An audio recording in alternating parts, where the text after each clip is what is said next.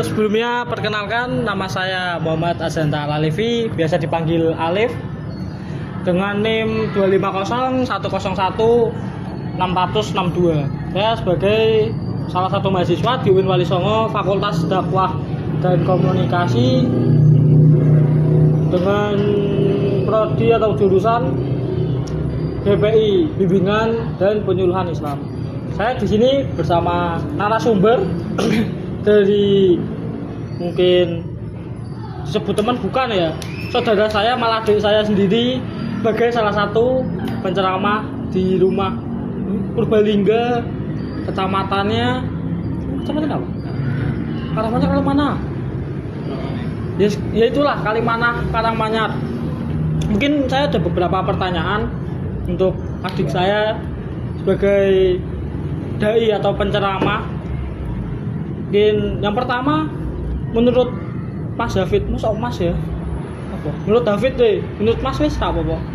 Menurut Mas David, apa itu dakwah yang efektif di era media sosial saat ini? Dakwah yang efektif terutama pada saat ini ya, yaitu dakwah yang praktis, nggak banyak bertele-tele kalau kita sedang berdakwah. Soalnya orang-orang zaman sekarang itu kalau dengerin dakwah yang kelamaan mesti kadang kan bosen atau gimana, boring kan bahasanya gitu, bahasa gaulnya cepet bosen apa gimana. Jadi kita kalau berdakwah kita memakai bahasa yang mudah dipahami dan nggak bertele-tele, nggak kelamaan. Kalau yang bertele-tele itu apakah termasuk ke semua audiens, kayak lebih ke yang mungkin lansia atau remaja atau ke orang tua gitu? Ya kalau bertele-tele mungkin kalau yang orang tua kan ya mungkin biasa aja. Tapi kalau yang untuk yang kaum muda itu, yang muda gitu ya? Yang muda kan mesti nggak kepengen kelamaan, mesti mikirnya kalau kelamaan tuh, wah ini dakwah apa lama buat bahasanya ceramah gitu. Lama banget gitu ya. Jadi kita pakai bahasa yang mudah dimengerti. Terus dan singkat lah, yang ringkas. Kelamaan ya, singkat padat jelas. Pokoknya gitu lah. Seperti GZ. Oke. Terus untuk selanjutnya mungkin ya lanjut ke pertanyaan kedua. Apakah media sosial dapat menjadi sarana dakwah yang baik dan mengapa? Media sosial ya menurut aku pribadi bisa banget malah. Soalnya orang-orang zaman sekarang ya kan pada malas keluar, terutama yang kaum muda. Mesti kalau disuruh sana pergi ke masjid ikut majelis, mesti kan nggak mau. Dengan adanya media sosial kita bisa misal dari kamar tuh buka TikTok ada dakwah, dilihat sebentar lah. Walaupun dilihat sebentar kan yang penting udah ada ilmu yang masuk sedikit-sedikit. Nah itu kelebihan medsos untuk dakwah. Tapi kesana kayak malas gak sih, kayak sekedar ke masjid atau ke kumpulan saja kok malas? Ya umumnya kaum muda zaman sekarang ya seperti itu. Makanya dengan adanya medsos, orang-orang yang malas ngikutin dakwah ke masjid jadi ini lagi buka TikTok ada dakwah sebentar ya, dilihat sebentar kan ada ilmu yang masuk sedikit kan lumayan daripada nggak sama sekali kan. Berarti dikit-dikit nggak apa-apa lah ya. Dikit-dikit nggak apa-apa daripada nggak sama sekali.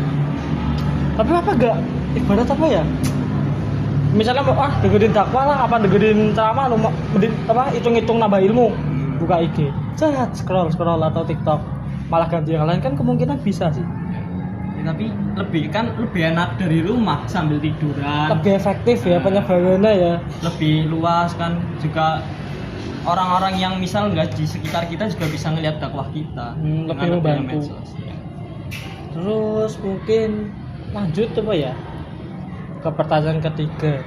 Menurut Mas David, bagaimana karakter seorang dai agar pesan dakwah mudah diterima di masyarakat, khususnya kalangan seperti kita anak muda? Untuk karakter seorang dai ya kita harus tadi yang pertama menggunakan bahasa yang relatif mudah dipahami.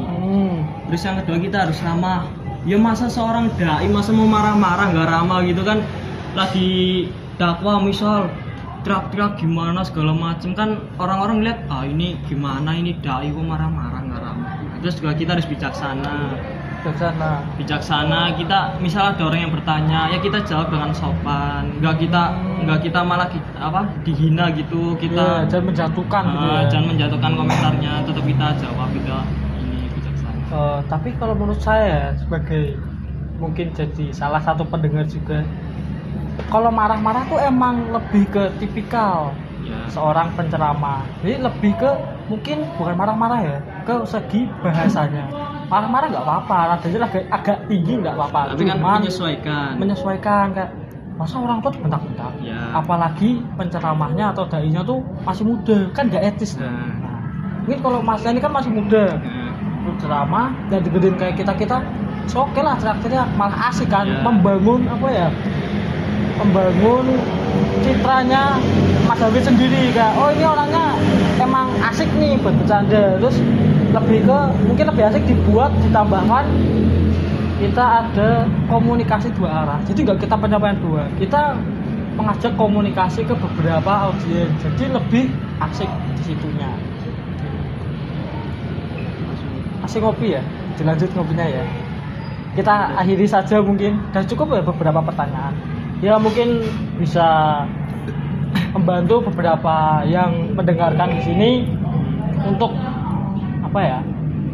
merevisi atau mengevaluasi untuk kegiatan berceramah pendengar ke depannya. Mungkin gitu aja. Terima kasih Mas David. Mungkin saya cukupkan. Saya undur diri. Mohon maaf apabila ada kesalahan. Assalamualaikum warahmatullahi wabarakatuh.